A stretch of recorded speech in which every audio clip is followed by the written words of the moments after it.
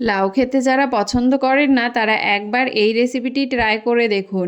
গরম ভাতের সঙ্গে এরকম একটা পদ থাকলে কিন্তু এক থালা ভাত নিমেষেই শেষ হয়ে যাবে। আর যে লাউ কোনো দিন খায় না সেও কিন্তু চেয়ে চেয়ে খাবে। গরমে বারবার তৈরি করবেন। তো তার জন্য আমি প্রথমেই সামান্য একটু কড়াইতে তেল গরম করে নিয়েছি। তেল গরম করে তার মধ্যে আমি দিয়েছি মটর ডালের বড়ি। বড়িটাকে আমি লাল লাল করে ভেজে নামিয়ে নেব। তবে আপনাদের কাছে যদি মটর ডালের বড়ি না থাকে তাহলে আপনারা এখানে মটর ডালটাকে ভিজিয়ে বড়া ভেজে নিতে পারেন।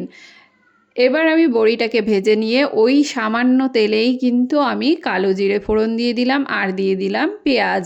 আপনারা পেঁয়াজ যদি না খান, নিরামিষ দিনে তৈরি করেন, তাহলে পেঁয়াজটাকে আপনারা স্কিপ করতে পারেন, কোনো সমস্যা নেই। তো পেঁয়াজটা দিয়ে আমি একটু এটাকে ভেজে নেব লাল লাল করে। পেঁয়াজটা আমি লাল লাল করে ভেজে নিচ্ছি। ভেজে নিয়ে তার মধ্যে আমি দিয়ে দেবো পাতলা পাতলা করে কেটে রাখা আলু। আলুটাকে আমি পেঁয়াজের সঙ্গে একটু কষে নেব। এখানে আমি ছোট্ট একটা আলু ব্যবহার করেছি, তবে আপনারা যদি চান আলু ছাড়া করবেন তাহলে আপনারা আলু ছাড়াও এটা তৈরি করতে পারেন। তো আলুটাকেও আমি একটুখানি মশলার সঙ্গে কষে নিয়েছি। কষে নিয়ে দেখুন আলুটা কিন্তু আমার সেদ্ধ প্রায় হয়ে গেছে। এবার আমি তার মধ্যে কেটে রাখা লাউটা দিয়ে দিচ্ছি।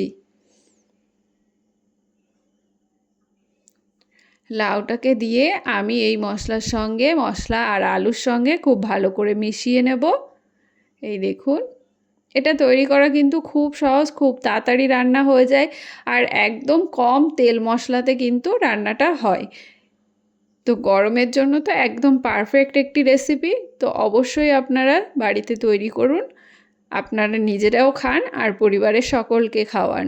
এটা কিন্তু খুবই ভালো একটা রেসিপি, আপনার শরীর ঠান্ডা রাখতে তো খুবই উপকারী। তো এবার আমি লাউটাকে ভালো করে মিশিয়ে নিয়ে তার মধ্যে দিয়ে দিলাম সামান্য লবণ। লবণটা আপনারা আপনাদের স্বাদ অনুযায়ী দেবেন। লবণটাকে ভালো করে মিশিয়ে নিলাম। মিশিয়ে নিয়ে আমি লাউটাকে ঢাকা দিয়ে রেখে দেব। 5 মিনিটের মতো আমি ঢাকা দিয়ে রেখে দিয়েছি। এই দেখুন বন্ধুরা, লাউ থেকে কতটা জল ছেড়েছে। আমি কিন্তু আলাদা করে কোনো জল ব্যবহার করব না, এই জলেই কিন্তু লাউটা রান্না হয়ে যাবে। তো এই দেখুন বন্ধুরা, আলুটা কিন্তু আমার সিদ্ধ হয়ে গেছে। এই দেখুন, এবার আমি এর মধ্যে দিয়ে দেব আগে থেকে ভেজে রাখা মটর ডালের বড়িগুলো।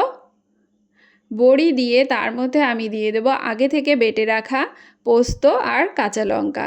আমি এখানে 2টো কাঁচা লঙ্কা ব্যবহার করেছি, আপনারা আপনাদের স্বাদ অনুযায়ী ব্যবহার করবেন। তো ভালো করে মিশিয়ে নিচ্ছি।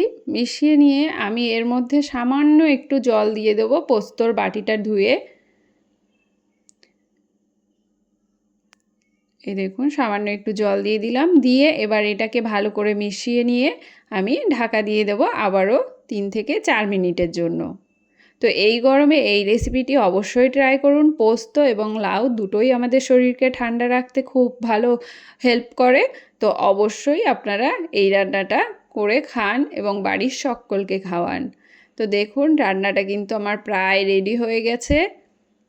এবার আমি কয়েকটা কাঁচা লঙ্কা আর দিয়ে দেব সামান্য একটু কাঁচা সর্ষের তেল। সর্ষের তেল দিয়ে ভালো করে মিশিয়ে নিলেই আমার আজকের রান্না কিন্তু একদম রেডি। তো আজকের রেসিপি আপনাদের কেমন লাগলো অবশ্যই কমেন্ট করে জানাবেন। আর রেসিপি ভালো লাগলে লাইক শেয়ার করে চ্যানেলটিকে সাবস্ক্রাইব করতে কিন্তু একদম ভুলবেন না। দেখা হবে আরেকটি নতুন রেসিপির সঙ্গে, ততক্ষণের জন্য টাটা।